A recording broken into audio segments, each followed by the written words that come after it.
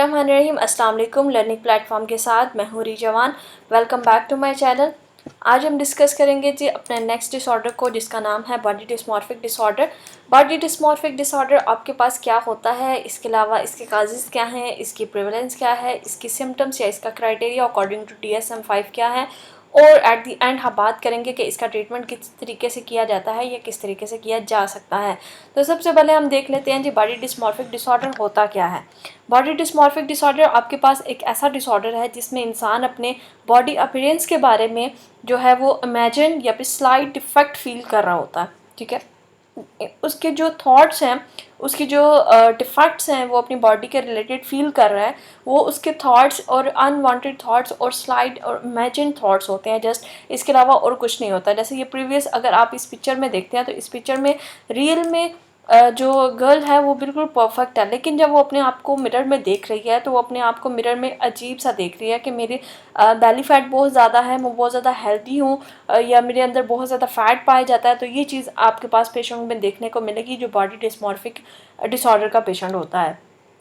तो बेसिकली उसके अपीयरेंस में प्रॉब्लम होती रियल में नहीं होती, लेकिन वो इमेजिन इस तरह से कर रहा होता है कि मेरी बॉडी के अपीयरेंस में कोई ना कोई इशू है। उसके बाद अगर इसके कॉजेज़ की बात करते हैं तो कॉजेज़ में आपके पास आ जाते हैं सबसे पहले जेनेटिक फैक्टर, उसके बाद जीन्स में हो सकते हैं, उसके बाद चाइल्डहुड ट्रॉमास हो सकते हैं, चाइल्डहुड निगलेक्शंस हो सकती हैं। यहाँ पे बॉडी डिस्मॉर्फिक डिसऑर्डर में हमने जब प्रीवियस डिसऑर्डर को पढ़ा तो वहाँ पे हमने देखा था कि उसके जो कॉजेज़ थे वो चाइल्डहुड फिज़िकल या फिर सेक्शुअल ट्रॉमास थे, लेकिन यहाँ पे निगलेक्शन हो सकती है चाइल्डहुड के अंदर। अगर निगलेक्ट हुआ है चाइल्ड तो वो बड़ा होकर उसके अंदर ये डिसऑर्डर डेवलप हो सकता है। नेक्स्ट अगर हम उसकी बात करें, पर्सनैलिटी पे भी डिपेंड करता है कि अगर उसकी पर्सनैलिटी जो है वो इस तरह से है, नेगेटिव इमोशन से रिलेटेड है, तो भी वो बॉडी डिस्मॉर्फिक डिसऑर्डर का शिकार हो सकता है। प्रेवलेंस की बात करें तो 2.4% है पर ईयर। इसके अलावा फीमेल्स के अंदर 2.5% है, जबकि 2.2% इन मेल्स है। फीमेल्स के अंदर ये ज़्यादा होता है। हम नॉर्मली भी हम लोग कंसर्न होते हैं अपनी फ़िज़िक को लेकर और अपनी जो ब्यूटी है हमारी बॉडी की उसको लेकर, कि हमारा फेस जो है वो बहुत स्लिम और इस तरह से नज़र आए, ब्यूटीफुल नज़र आए। इसके अलावा कोई पिंपल ना हो, हमारी हाइट अच्छी हो, हम स्लिम स्मार्ट हो, हमारे अंदर बेली फैट ना हो, कोई किसी किस्म का कहीं भी बॉडी के अंदर फैट ना हो, और हमारी जो फिज़िक है वो बहुत परफेक्ट नज़र आए। लेकिन एक्चुअल में यहाँ पे जो बॉडी डिस्मॉर्फिक डिसऑर्डर में जो पेशेंट होता है उसको एक्सेसिव थॉट्स और इमेजिनेशंस वो करता है, और इसके अलावा उसके पीछे जो थॉट्स होते हैं उनके कुछ स्पेसिफिक काजेज़ होते हैं और वो रियल में वैसा नहीं होता। अगर हम रियल में अपनी बात करते हैं तो हमें रियल में अगर एक पिंपल आता है तब हम इस बारे में टेंस होते हैं कि यार पिंपल नहीं आना चाहिए, हमें ब्यूटीफुल दिखाई देना और ये चीज़ें।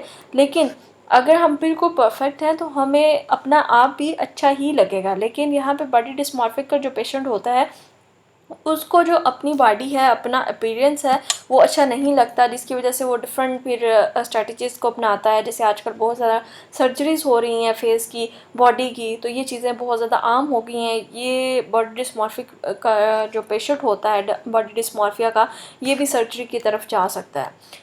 नेक्स्ट अगर हम इसके क्राइटेरिया सिम्टम्स की बात करते हैं तो हमारे पास सबसे पहला जो क्राइटेरिया है वो है हमारे पास preoccupation with one or more perceived defects or faults in physical appearance that are not observable or appear slight to other। ठीक है, या तो डिफ़ॉल्ट होगा ही नहीं, ठीक है, अगर है तो बहुत ही स्लाइड्स है, इतना स्लाइड्स है, इतना माइनर्स है कि दूसरे लोग उसको ऑब्ज़र्व ही नहीं कर पाते, लेकिन वो खुद उसको इतना ऑब्ज़र्व कर लेता है, इतना ज़्यादा उसके बारे में टेंस होता है, कंसर्न होता है उसको, कि वो कहता है कि ये डिफ़ॉल्ट मेरा बहुत ज़्यादा है और ये मेरे अपीयरेंस को जो है ना वो डिफेक्ट कर रहा है, ये मेरे अपीयरेंस को जो है वो ख़राब कर रहा है, मेरी बॉडी इमेज को जो है वो बिल्कुल इसने बेकार करके रख दिया। तो ये आपके पास फ़िज़िकल फॉल्स हो सकते हैं, डिफेक्ट्स हो सकते हैं जो कि ऑब्जर्वेबल दूसरे ऑब्ज़र्व नहीं कर सकते जिनको, ठीक है, क्योंकि ये तो इमेजिनेशन होती है ना पेशेंट की, तो दूसरे कैसे ऑब्ज़र्व करेंगे, दूसरों को तो वो परफेक्टली नज़र आएगा, वैसे ही नज़र आएगा जैसा कि वो रियल में है।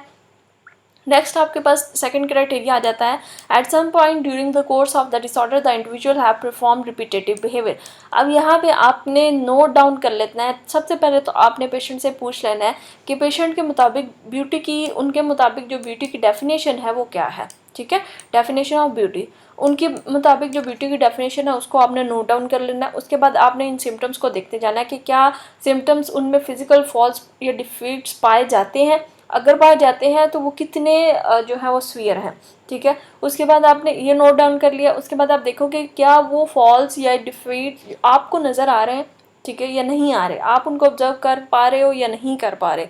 आपने क्या पहले उनको ऑब्जर्व किया था या उनके बताने पे आपने जो है वो ऑब्जर्व किया और फिर आपको पता चला कि हाँ इनमें ये थोड़ा बहुत जो है वो फिजिकल अपीयरेंस में थोड़ा बहुत फॉल या डिफ़ॉल्ट है, ठीक है। तो ये चीज़ आपने नोट डाउन कर लेनी है। उसके बाद क्राइटेरिया बी की बात करें तो at some point during the course of the disorder, यहाँ पे रिपीटेटिव बिहेवियर होता है पेशेंट के अंदर। रिपीटेटिव बिहेवियर कैसे, जैसे वो लड़की अपने आप को मिरर में देख रही थी तो वो क्या करेगी, जब उस अपने जो उसके थॉट्स हैं उनको न्यूट्रलाइज करने के लिए वो क्या कर सकती है, वो ग्रीन टी पी सकती है बार बार, ठीक है। मंथली वो ग्रीन टी पी रही है तो वो क्या करेगी कि हर 10 मिनट या 10 मिनट, हर घंटे कह सकते हैं या हर दिन में 4-5 दफ़ा वो मिरर के आगे जाकर ज़रूर खड़ी होगी कि या क्या मुझे मेरा जो अपीयरेंस है वो बेटर हुई है या नहीं हुई, या फिर वो चेक करती रहेगी कि क्या ऐसा है, कैसी लग रही हूँ मैं, ये क्या है, ये मेरे साथ क्या हो रहा है।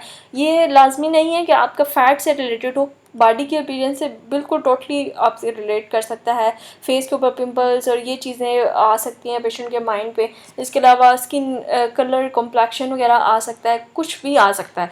तो रिपीटेटिव बिहेवियर में क्या आ सकता है, मिरर चेकिंग हो सकती है, एक्सेसिव ग्रूमिंग हो सकती है, इसके अलावा स्किन पिकिंग हो सकती है और रिहसेंस सीकिंग हो सकती है। अब स्किन पिकिंग में क्या है कि उसको अगर लग रहा है कि मेरे चेहरे पे ये बहुत ज़्यादा बाल हैं तो वो क्या करेगा, वो स्किन पिकिंग स्टार्ट कर देगा। और अगर उसको लग रहा है कि यहाँ पे मेरी फ़ैट बहुत ज़्यादा है और ये मुझे पिंपल्स हो रहे हैं तो वो क्या करेगा, वो स्किन पिकिंग स्टार्ट कर देगा, ठीक है। तो हेयर्स वाली जो मैंने एग्जांपल दी उसमें वो हेयर पिक करेगा, लेकिन स्किन पिकिंग में वो पिंपल्स वगैरह को देख के ऐसे करेगा। और मेंटल एक्स में वो क्या करेगा, comparing his or her appearance with that of the other, दूसरों से कंपेयर करेगा कि देखो वो कितने प्यारे लग रहे हैं और वो कितने अच्छे हैं, इसलिए मैं स्मार्ट है और मैं जो हूँ वो इस तरह से हूँ और मेरी बॉडी इस तरह से है, क्योंकि उसने अपने आप को जो इमेजिन किया हुआ है, अपने आप को जो मिरर में उसने इमेजिन करके देखा हुआ है, वो उसके मुताबिक जो है ना वो एक अजीब सा इंसान है और फैटी सा, और ये उसमें काफ़ी ज़्यादा फिज़िकल अपीयरेंस में काफ़ी ज़्यादा डिफ़ॉल्ट्स पाए जाते हैं, लेकिन रियल में ऐसा नहीं होता। तो इसकी बेस पे वो दूसरों से अपने आप को कंपेयर कर रहा होता है in response to the appearance concern. Criteria number C की बात करें तो आपके पास क्या है, the preoccupation causes clinically significant distress और इम्पेयरमेंट इन ऑक्यूपेशनल सोशल। अब यहाँ पे अगर पेशेंट को ये लग रहा है तो वो क्या होगा, वो अपने घर में बंद हो जाएगा, बाहर नहीं जाएगा, उसमें आपके पास आगे चलकर एंजाइटी आ सकती है, वो लोगों को फेस ही नहीं करेगा। क्यों, क्योंकि उसको ये लग रहा होता है कि मेरी बॉडी में डिफ़ॉल्ट है, जिसकी वजह से लोग मेरा जो है वो मजाक उड़ाएंगे और मैं जो है वो उनका फेस ही नहीं करना चाहता, मैं घर से बाहर ही नहीं निकलता। जब ऐसी कंडीशन आ जाएगी एंजाइटी की या फिर वो डिप्रेशन में जाएगा तो क्या होगा कि उसके जितने भी फंक्शनल एरियाज़ हैं वो सारे के सारे डिस्टर्ब हो जाएंगे। उसके बाद आपके पास आ सकता है the appearance preoccupation is not better explain by concern with the body fat or weight in individual whose symptoms meet diagnostic criteria for eating disorder. अब यहाँ पे पेशेंट को ईटिंग डिसऑर्डर भी नहीं होना चाहिए और इसके अलावा वेट और फैट भी नहीं होना चाहिए रियल में, ठीक है। रियल में ऐसा नहीं होना चाहिए, सिर्फ उसकी इमेजिनेशन और उसके थॉट्स ऐसे हैं जिसकी बेस पे उसको लग रहा है कि मेरी बॉडी में फ़ैट है, मैं ओवरवेट हूँ और मुझे ऐसा लग रहा है कि मुझे बॉडी में कोई ना कोई फॉल्स या फिर डिफ़ॉल्ट है। क्राइटेरिया नंबर डी आपके पास आ जाता है द एंजाइटी वरी और physical symptoms causes clinical significant, ये ऑलरेडी हो चुका है हमारे पास। आपके पास आ जाता है ये जो आपके पास डिस्टर्बेंस बताई गई है या ये जो क्राइटेरिया ए टू लेकर ई तक बताया गया है, ये आपके पास किसी और फिजियोलॉजिकल फैक्ट की बाइस ना हुआ हो, ठीक है। कोई मेडिकेशन वो यूज़ ना कर रहा हो, ड्रग अब्यूज़र ना हो, इसके अलावा कोई और उसको कंडीशन ना हो, जैसे हाइपरथायराइडिज्म में काफ़ी ज़्यादा जो है वो आते हैं, बॉडी चेंजेस आ सकते हैं, ठीक है, जब थायराइड हार्मोन जो है वो डिस्टर्ब हुआ होता है। तो ये चीज़ें भी आपने नोट डाउन कर लेनी है। नेक्स्ट अगर आप ये भी चीज़ देख लेनी है कि कोई और मेंटल डिसऑर्डर तो नहीं है। उसके बाद अगर आपने देखना है कि अगर पेशेंट के अंदर जो है वो मसल्स में डिफ़ॉल्ट पाया जाता है, ठीक है, स्मॉल लेवल पे या इनसफिशेंट मसल्स जो हैं वो बिल्ड हुए हैं उसकी बॉडी के अंदर। The individual is not preoccupied with the idea that his or her body build is too small or insufficient muscles. अब यहाँ पे उसके माइंड में क्या आया है कि मेरे बॉडी जो है वो बहुत छोटी है, ठीक है, और इसमें मसल जो है या मस्कुलर जो है वो बहुत कम है, इनसफिशेंट है, उतने नहीं हैं जितने के होने चाहिए थे। तो आपने इसको स्पेसिफाई कर देना है body dysmorphia with muscle dysmorphia, या फिर आप कह देंगे कि body dysmorphic disorder with muscle dysmorphia. The specifier is used even if the individual is pre occupied with other body areas with which is often the cause. ठीक है, यहाँ पे आपने इस चीज़ को नोट डाउन कर लेना है और इसको स्पेसिफाई कर देना है। नेक्स्ट आपके पास अगर बात करते हैं इसके ट्रीटमेंट की, तो इसका ट्रीटमेंट भी दो तरीक़ों से किया जाता है एज़ यूजुअल। जैसे कि हमने दूसरे डिसऑर्डर में पढ़ा है कि अगर तो अफेक्ट मेडिकेशंस और इन चीज़ों के हैं तभी हम मेडिसिन यूज़ कर सकते हैं, साइकोथेरेपी भी यूज़ कर सकते हैं। इसके अलावा डिपेंड करता है पेशेंट की कंडीशन क्या है। अगर तो पेशेंट के अंदर सबसे पहले तो बात होती है मेडिकेशन की, अगर आपने कंडीशन बहुत सीरियस है तो आप मेडिकेशन उसको दे देंगे। फिर बात करते हैं जी साइकोथेरेपी की। साइकोथेरेपी के अंदर अगर पेशेंट के अंदर जो इनसाइट है वो आपके पास क्या हो सकती है, इनसाइट या तो गुड हो सकती है, ठीक है, इनसाइट गुड हो सकती है और इनसाइट पुअर हो सकती है पेशेंट के अंदर। अगर तो गुड इनसाइड का पेशेंट है, उसको पता है कि ये मेरा वहम है, ये मेरे थॉट्स हैं, ये मुझे इमेजिनेशंस हैं, जस्ट ऐसा रियल में कुछ नहीं है, ये ट्रू नहीं है। अगर वो गुड इनसाइड का पेशेंट है तो फिर तो आप उसको इजीली हैंडल कर सकते हो। लेकिन अगर पुअर इनसाइड का पेशेंट है तो फिर आप उसको सबसे पहले साइकोथेरेपी से आप उसके अंदर गुड इनसाइड को बिल्ड करोगे। गुड इनसाइड को बिल्ड करने के बाद आप उसकी जो नेगेटिव थॉट्स हैं या उसके जो जितने भी थॉट्स हैं उनको डाइवर्ट करोगे पॉजिटिव डायरेक्शन की तरफ। ठीक है, तो ये आप किस तरह से कर सकते हो, सीबीटी करके, कोग्निटिव बिहेवियर थेरेपी करके, इसके अलावा ईआरपी करके, ठीक है, एक्सपोजर एंड रिस्पॉन्स प्रिवेंशन करके आप इन दोनों को कर सकते हो। सीबीटी में आप बेसिकली जो उसके थॉट्स हैं, जो उसका बिहेवियर है, नेगेटिव बिहेवियर, उसको डाइवर्ट करते हो पॉजिटिव की तरफ।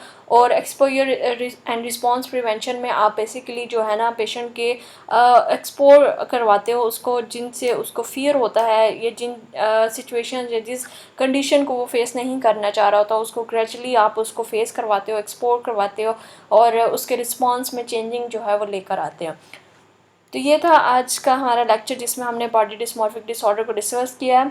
आई होप कि ये आपके लिए हेल्पफुल रहा होगा। लाइक कीजिएगा, सब्सक्राइब कीजिएगा और बेल आइकन का बटन दबाना भी मत भूलिएगा। मिलते हैं अपनी नेक्स्ट वीडियो में, तब तक के लिए फ़ी अमानिल्लाह।